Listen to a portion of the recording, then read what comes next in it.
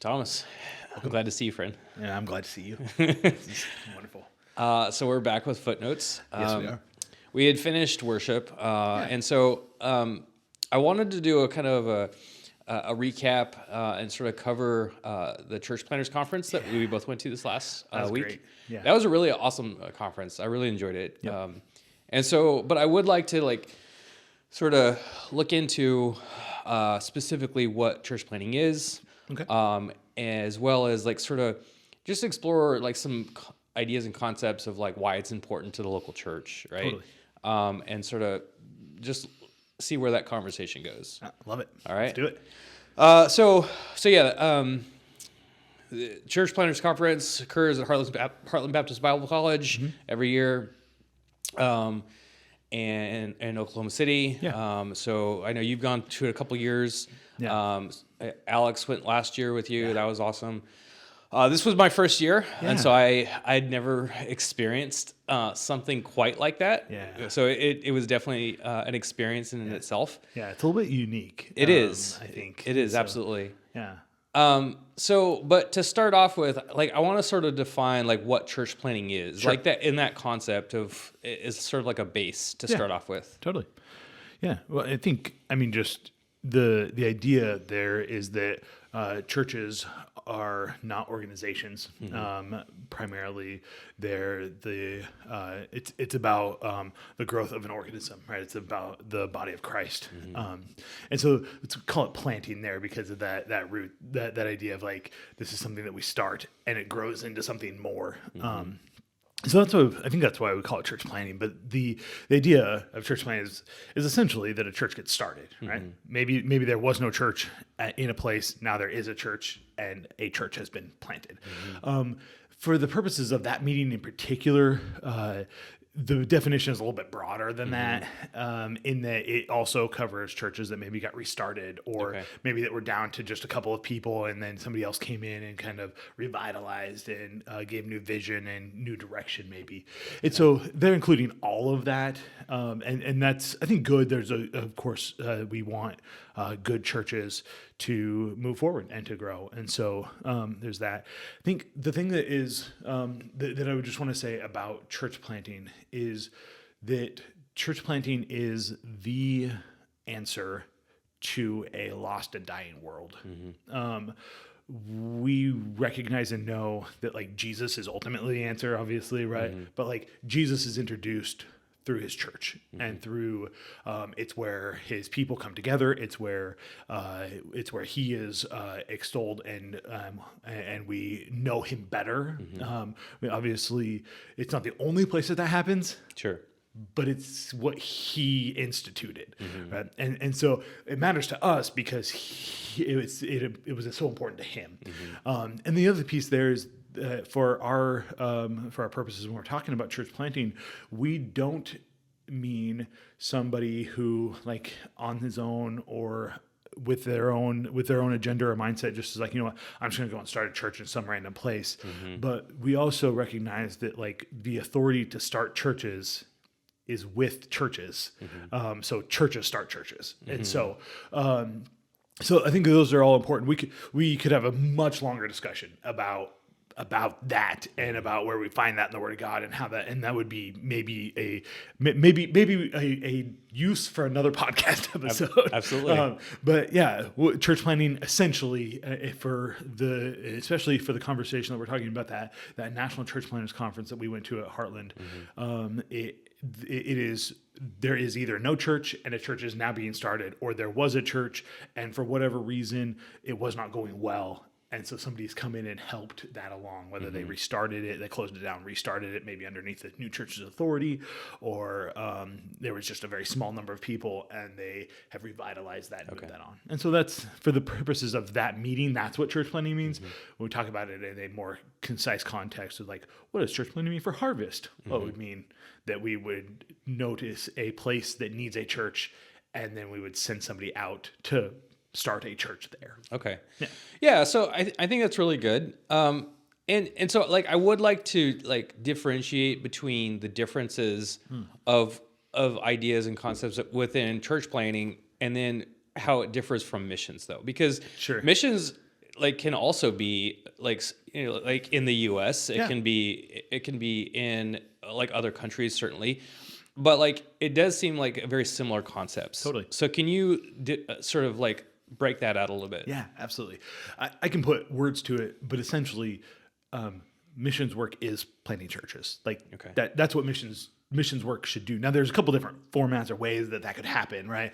But there are missionaries that would maybe engage in orphanages or start those. There would be missionaries that maybe primarily work on a medical side and meet physical needs that way, and then share the gospel. That there are missionaries that do that. So I don't want to take away from that being the work of God and the work that Jesus can do. But the vast majority of missionaries that Harvest supports are people that are starting churches either here or somewhere else. Okay. And so the work of missions is the work of getting churches planted and started all over the world. And again, it can be more than that, but I don't think missions should be any less than that. Sure. It has to start there, I think. Yeah. And so we don't support a lot of missionaries that are primarily starting orphanages. We don't support a lot of missionaries who are primarily medical missionaries. We do support a couple missionaries who have unique kind of ministries, and God has gifted them in unique ways to help the kingdom of God in certain ways. So I'm thinking about like aviation works. We can support a couple of those. Anyway, so we do support some that don't plant churches, but that's the vast majority of our missions money goes to people who are starting churches. Either they go to a foreign country and they start a church, and then from that church send out other locals, missionaries, or they start a church, hand that over to somebody, and then go start another church. Either way, churches are being started. Sure. And that's what we want to see. And so when we're talking about the difference between like somebody like Jonah Smith at Heartland Baptist Church, who just had their church plant, they just had their first Sunday, Yeah. or we're talking about Alex Buford in Uganda, those guys are doing the same thing. I mean, totally different cultures. Sure. Totally different. I mean, I don't know that it could get farther away from each other. Yeah. But what is essentially happening in both places is a church is being started. And so that is how, so primarily for Harvest and for our mindset, and going forward, this is going to be even more that way. We probably aren't picking up a lot of missionaries who are doing other things because the solution for the world and their primary need is the gospel of Jesus Christ, which is given through his church. And so churches need to be started. Church planting definitely seems like a very apostolic mindset of like that's literally his whole ministry, like within the epistles, right? Yeah. Go there, start a church. Keep going and start another church. Right. So that's so good. I like looking at it from that context and that perspective. It does seem like it lines up perfectly with the Bible. So I think also though, and you kind of talked about it a little bit here a second ago, but like church, like from a church perspective, and like biblically, like when we look through that lens, right? Should we be prioritizing our home missions or our home church planting over foreign missions, or vice versa? Or should we be doing whatever the Holy Spirit leads, or are they both important? Should we be doing equally? What are your thoughts on that? Yeah, I mean, I think Book of Acts is pretty clear that so the Holy Ghost comes upon us when we're gonna go be witnesses, and then it's like both in, right? And it's like both here and here and here and everywhere. And like, I think that it has to be both. It has to be everything. It's our job as a church, right? The Great Commission given to the church that Jesus started, right? There, go into all the world. And it would be silly of us to be like, oh, we're going to all the world because we have mission, because we're going to England, and we're going to Uganda, and we're going to France, and then ignore Salem, and ignore Ashland, and ignore Corvallis, that seems like lopsided. But on the other hand, if we only care about what our backyard, and ignore the rest of the world, then we're also missing the boat. And so it has to be a both and. Now, the way that we handle that, the way that we try to do that is, we try to be sensitive to the Holy Spirit. We want to partner with people that are going to get the work done, and are working at it. I want to be careful about that, because it's Jesus that does the work, right? I mean, we water, we plant, but it's God that gives the increase here. Sure. And so I don't want it all to be like, well, that guy's been working at a church for 5 years and hasn't gotten anything to show for it. And that can't be our call. Our job is only to evaluate whether or not we've done the work that God has called us to do, not whether or not God has blessed that work. Okay. And so I think that's important for us just to acknowledge. But yeah, I think it has to be a both and especially when we're talking about the United States. I think that there is a lot of work to do here, and it's not that there are not gospel preaching churches around. There often are, but I want to support a church that's like us. Right? And that's the other thing, that if churches start churches should be starting churches that are like them. And so there's some things about Harvest that are unique in its flavor that not every city in Oregon has. And I think that there could be there's room in cities around for churches like our church. Sure. And I think that's what we would certainly meet a different need maybe than some, and we would take the gospel to perhaps a different somebody who's looking for something that's a little bit old-fashioned, a little bit conservative, a little bit, but certainly not dead. Yeah, I hope. So, no, I think that's good. I mean, I think the idea of starting a church like us, and that whole idea is sound. Like, because if we say that church planning, like, in part requires money, which it does, Sure. It requires a lot of money, as I found out last week. Yeah, it's a lot. It should equally require a prayer, Sure. for that. And Yeah. so, and you're going to be more likely to pray for a church plant that is like you, and that, has similar struggles, like the things that they're trying to work through, and culturally that, to overcome. And so I think that's exactly how it should be. Sure. Right. Yeah. So, yeah. And so, acknowledging that there is just of a great of a need within the U.S., even though we have so many freedoms to be able to worship and go to church and share scripture with people, like acknowledging that fact. I've heard it, being preached in pulpits before, and you hear about things. Sure. But the American church is dying, and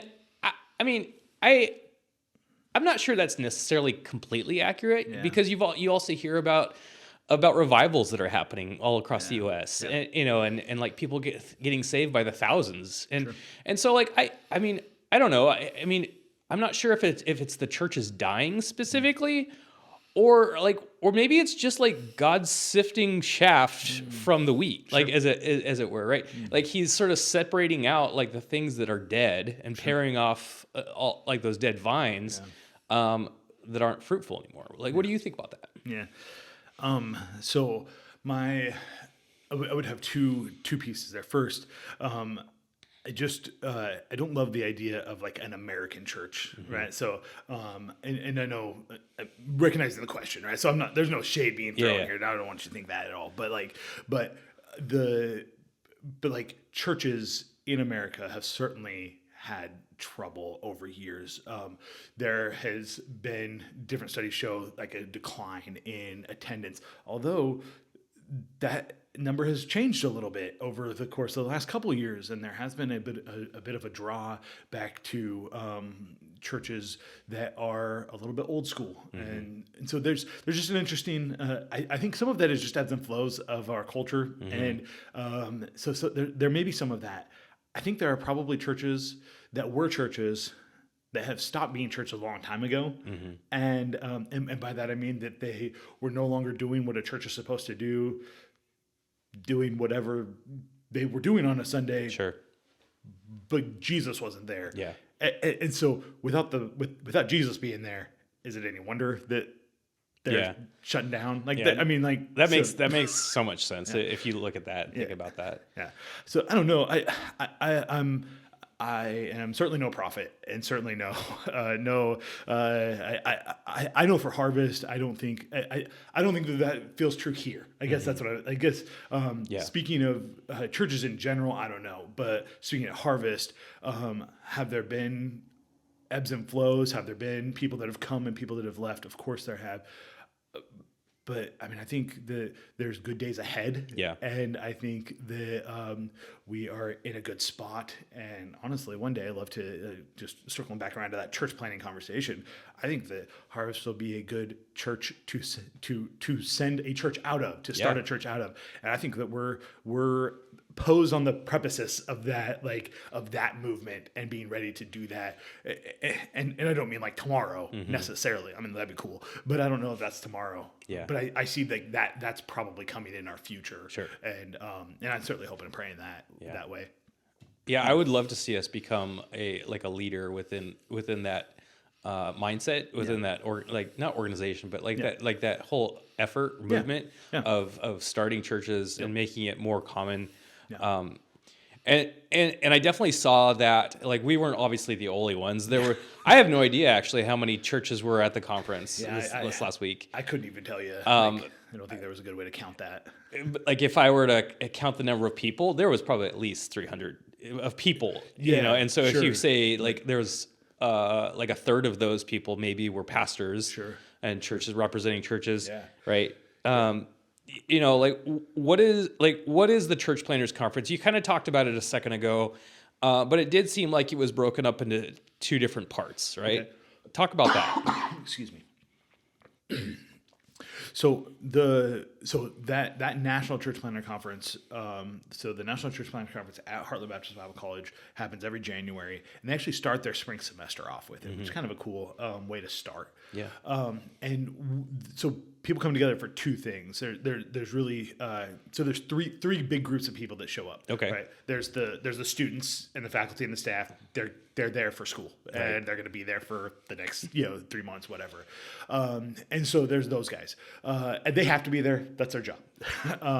And then there are church planners that sign up to come, and they come recognizing that they're going to be preached to, and that they have needs that could potentially be met. And so they come for that reason. And then there's pastors, and in our case, we brought you and Alex and both your wives. And so and I love that we get to be a part of that together. I think that's really cool. And so then there's people like us, like representatives from churches that come, and we come bringing money.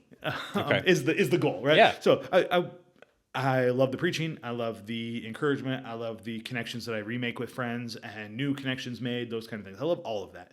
But primarily the goal is to connect church planters with needs to resources that they do not have, but that we have. And so, and it's fun to be on that side of that equation.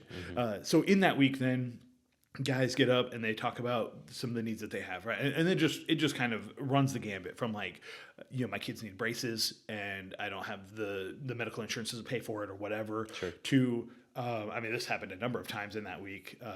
Our bathroom for our church is in the sanctuary. And that was crazy. I've never heard of that happening in churches before. It was like more than one. It was more than one. That's pretty wild. Talked about the awkwardness of having a bathroom. I assume walled in between points 1 and 2. Right. But you're here in the flush, and you're like, that's awkward and that's uncomfortable. Yeah. And certainly not conducive to having people come in and be like, oh, this is such a wonderful place. Flush. Oh my goodness. So it just runs a gambit from that, right? Sure. From those personal needs, lots of, hey, I need tires on the car. I need my van fixed, that kind of stuff, to more, to larger and more church-oriented needs. Hey, we have the balloon payment on our building that has come due, and I'm looking for the last, $100,000 on that. And so that's those are huge needs, just kind of run the gambit as far as that. So there's that. So church planners get up. They're called from the moderator there calls them up. They share their need, and then like we go around the room and try to raise some money and try to help those things out. Sometimes those guys have been there before. They've been presented needs before, and they get to give a report of that. Sometimes it's the first time we've ever heard from them or met them, and so and so that's the one part of that. The other part of that is the preaching that happens. And there's 2, 4, 6, 7, 8, 9 preachers that preach throughout the week, and they typically the thrust of the sermons have to do with like, hey, you're a church planner, you're a college student, you may be a pastor or whatever, but like this is a message, like, and like specifically speaking to like the difficulty and the work that is done there.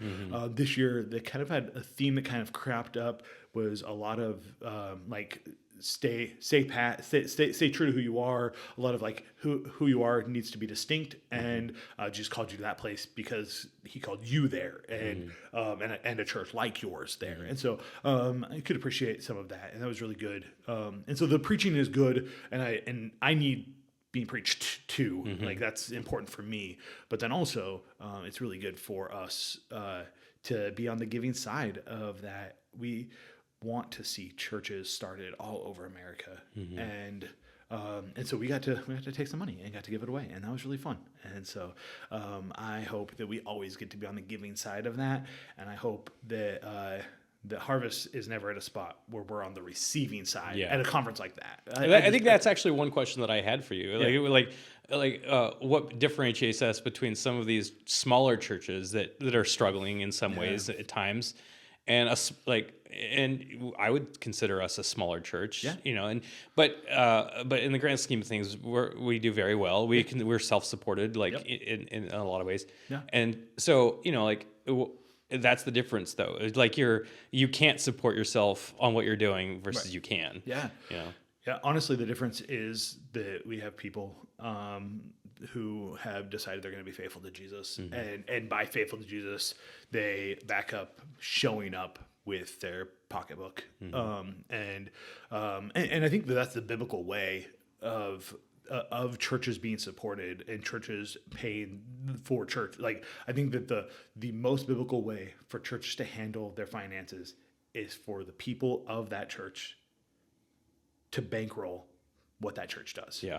Now, situations happen, and we live in a synchronous world that things don't always work that way, right? And so the fact that we get to set some money aside and then go to a conference and be like, hey, we know that you're not at a spot where you can do that yet.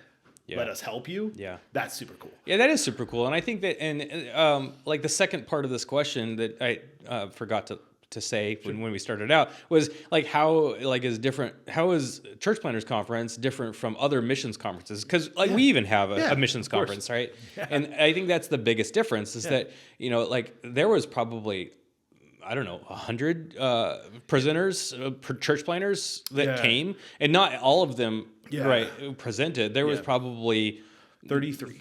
Presented. Yeah. And so 35. And there was a lot of people that didn't present at the end of the conference.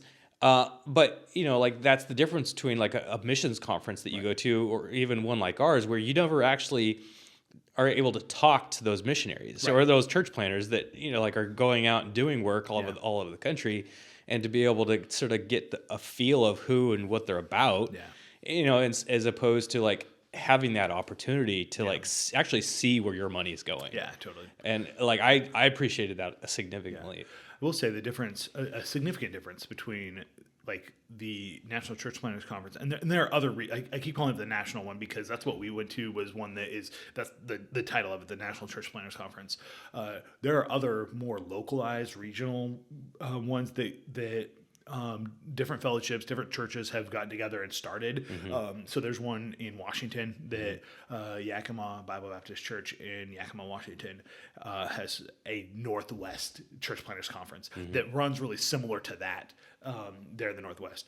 But the difference between like that Church Planners Conference and like our missions conference that we have at Harvest, the purposes are totally different, right? So for that Church Planners Conference, it's about raising money for those church planners. But unless you decide to give on a monthly basis, like all the money we gave. And like, that's the end of our obligation to those church planners, unless, with the exception of, we had like a Jonah Smith and some guys that were there that we give, like, that we support. Sure. From this side. And so then, but like, that's just a bonus, right? Like, we know them, we see them, like, so I love that. But like, when we're talking about our missions conference at Harvest, what we're doing is we're taking a commitment to what we'll bring in for missions. So we're asking our church people, right? Hey, would you pray about what God wants you to do for missions this year? Write it down and turn that in, so then we can take that number and go, okay, we promised that we're going to give $59,400. I think is what we promised this year. So $59,400. With that money, what are we going to do? Right? We have all these missionaries that we need to support, so that's on the list. But then we're like, okay, well, let's take some of that money and take it and give it to church planners because we care about that. And so we took $5,000 of that money and went there. We our missions fund bankrolls our summer intern, and that is a missions project in the mindset that is like this, that we anticipate that every guy that we have come in will one day be doing missions kind of work somewhere. It may not be a missionary. Hopefully some of those guys start churches. Hopefully maybe someday some of them will be on the mission field. But they're going to be actively serving Jesus somewhere. And so in that way, we're involved in the training process of a full-time Christian worker down the road. And that's the goal, right? So that's missions work. And so that's what but like, so our focus is different there on the idea of, from our missions conference and the church planners conference. The church planners conference is, we get to give it away, and then we'll get letters from them. I'll check in with some of those guys that I know a little bit, but they don't owe us anything besides that. Whereas if on our missions conference we've raised this amount of money, we say, hey, we're going to take you on for support. I do have some expectations. We expect that Brother Jonah Smith or Brother Ian Corley or guys that we support, I expect that they communicate with us so that we can pray for them. Because we're not just sending them money.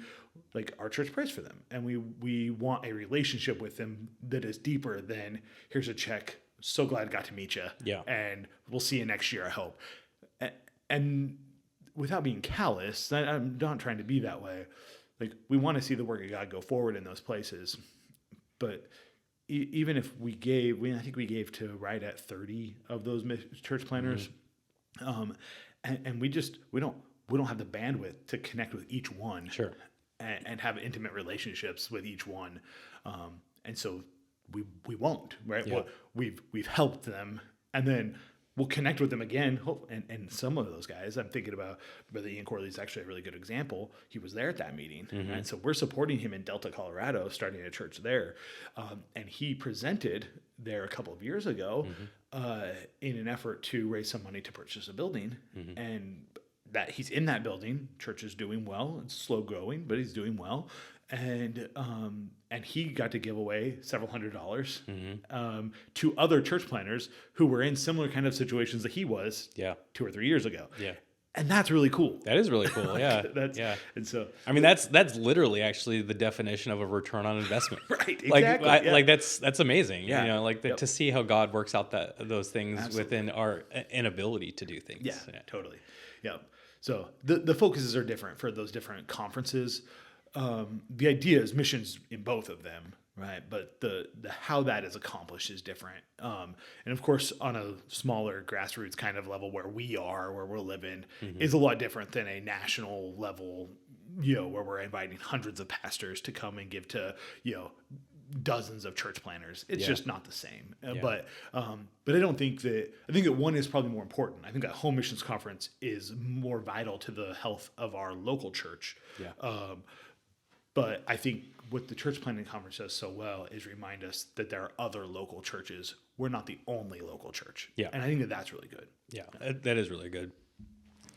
The last question I have for you, and this is sort of more of a introspective, contemplative type of question. Like, what was the most significant thing you took away from the conference? Because I mean, like, there was what, six services that we sat through, each about 3 hours long. So I mean, it's a lot of material just to absorb, Yep. you know, and to be able to like actually take in. Oh yeah.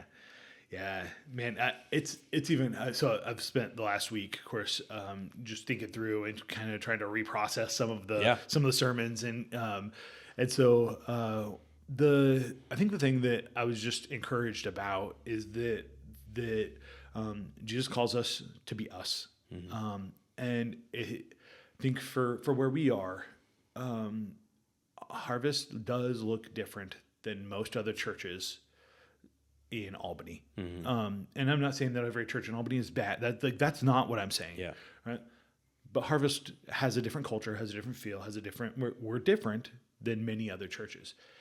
And that's by design, not because we just are mavericks who don't ever want to be like anyone else. Sure. And so I think what was encouraging was the reminder that, like, hey, God made you to be who you are. Go ahead and be that. And so then with that, one of the things that we'll do, like even in this podcast, is talk about what makes Harvest, why we're a Baptist church, and so like some of even our future podcast episodes were born from conversations that you and I had after those messages. And so where does this put us, and where are we in this kind of, you know, in those kinds of wrestling? Maybe wrestling is too strong of a word, but mulling over the preaching and the teaching, and then going, okay, so if we're this, then what does this change about what we should be doing? And those kind of, and so then from that, the conversation is, okay, well, let's go ahead and have the conversation. Let's talk through it, and let's come to where we are, and then make sure that we stay there. Yeah. And I think that's kind of the encouragement that I had. Of course, loved getting to know some of those church planners, and loved the opportunity to hear where God is using some of them, and just I was encouraged by the two different Faithful for a Lifetime awards that were given out. Of course, knew both of those guys personally. Brother Richard King did the work of church planning and church revitalization for a number of years, and helped there at Heartland a time or two, and so like got to know him and his family, and that was a blessing. And of course, Brother Dave Brown, our church knows and loves and knew and loved Brother Dave Brown. He was here a number of different times, and in fact, I don't know that I ever walked by the guy that he didn't ask me about my redheaded kids, and asked me for a picture. And you know, and even like he just cared about people like that, and was constantly just introducing people and making connections with people, and cared about church planning, and that churches got started.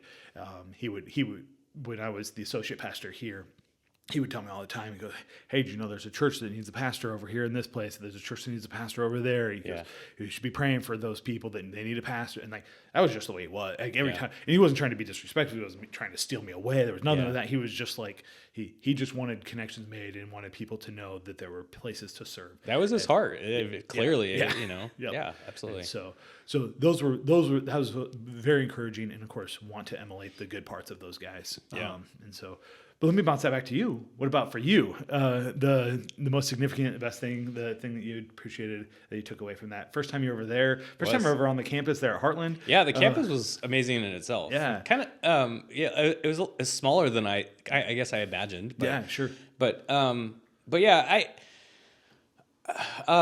we had a conversation about this actually while we were in Oklahoma, and I've sort of gone back and forth with it in the last week, and you know, I didn't necessarily agree with all the speakers, like what some of the positions that they took, and some of the somewhat, I don't know, controversial in my mind things that they stated. But the thing I came away with though is that like almost all the speakers, like some of the points I took away something away from everybody. Yeah. Totally. Right. And makes good sense. You know, like of the idea of that, like we should be like set apart, or be, you know, as Baptists, we should like hold ourselves to a standard, not necessarily as like we're better than anybody else in anything way like that. We're not. I am not. But you know, but like, but that like. if we are always in pursuit of that better standard, then it will translate into a higher quality theoretically of service to Jesus. If those are the things on our mind, then we're going to pursue that harder and more consistently. And so, I mean, I appreciated that. You know, like I don't remember which speaker it was, but one of them was preaching from a perspective of like he had been pastoring a church and he went in and they were having he was a guest speaker in a church and they were having like they had guitars and drums and you know and all like a lot of the congregation was sort of tuned out because it was just so overwhelming for them because it wasn't and you know like and it's not necessarily that I disagreed with what he was saying in and itself. Because I don't know that it's necessarily wrong to have some of those things. Of course. The thing it was just hard for me to be able to process was just his spirit about that. Because it didn't really seem like it was coming from a spirit of love. You know, it was just like how he approached the you know like that church leadership and just like are we really seeking Jesus in this or you know and so you know like but I actually the other day I actually asked Eric about like what his thoughts were on it. Because he's been in this church his entire life. This is all he knows. Right. And I said, what do you think about this? You know, like the idea of like having a very traditional like approach to praise and singing and like you know like hymnals and things like that. Because again, like I didn't grow up into these things, you know, and so like I don't necessarily connect the same way as some other people might. You know, and so he's like, well, I don't know. I think, his words were like, I think it probably could be a distraction sometimes. But again, he's like, I grew up in this, so like I don't really know anything different, or like I don't, you know, and so you know, he's like, so like in some respects, where like he's going to have a different perspective on praise and singing, and what is able to allow him to help him praise and worship the Lord, as other people, and it doesn't necessarily mean either is wrong. Like it's just that how that person views that like those words or you know. And so like I thought that was good for, you know, like a 13-year-old kid, like kind of has it better going on than me. So, you know, but I think the biggest thing that I took away was like, it doesn't necessarily matter as much of like how you go about like sharing the gospel. Right. It's more important that you're going. And that you're more important that you're the spirit that you're going in that. And you know, like, so I think like everybody there was of that same mind. Like everybody had the same approach. Like, no, we need to go out and share the gospel. Like that is our mission. That is our goal. Well, I did enjoy the conference and it was wonderful. I really appreciated the opportunity to go with you and your wife and spend time with, of course, Caitlin and Alex as well. Church planting is, I mean, it is the heartbeat of the book of Acts. Right? Like, I mean, that's what Paul does. Goes places and plants churches. And so I think that it probably ought to be a pretty large consideration of what we do at our church as well. And before we go and plant a church from Harvest or out of Harvest, I love that we get to be a part of that by giving to other church planters. I think it's a good first step. And so I'm glad that we get to be a part of it. It's pretty fun. So awesome. Cool. Well, thank you. Thank you, Thomas, for sitting down with me. Yeah, it's a blast. I love this every time. So. I would encourage if anybody has any questions or things that has come up in this they want to expound to put those in the comments. And we can look at them next week. The one other thing there is we are coming up to the break in Proverbs, and would encourage church family to, if you have questions over Proverbs chapter 1 through 9, we are going to be looking at that in the next couple of weeks. It'll be down the road a little bit, but if you have questions over those first 9 chapters of the book of Proverbs, I'd love to respond to them. I'm saying that carefully. I may not answer every question, but I will respond to many of them. But things that maybe I didn't cover clearly, or questions we have about something that kind of had to get glossed over, just this nature of time and that kind of stuff. I'd love to talk about that. So awesome. shoot me a message, and we'll get it in there when we talk about Proverbs. All right. Cool. Love Thanks, it. Thomas. Thank you.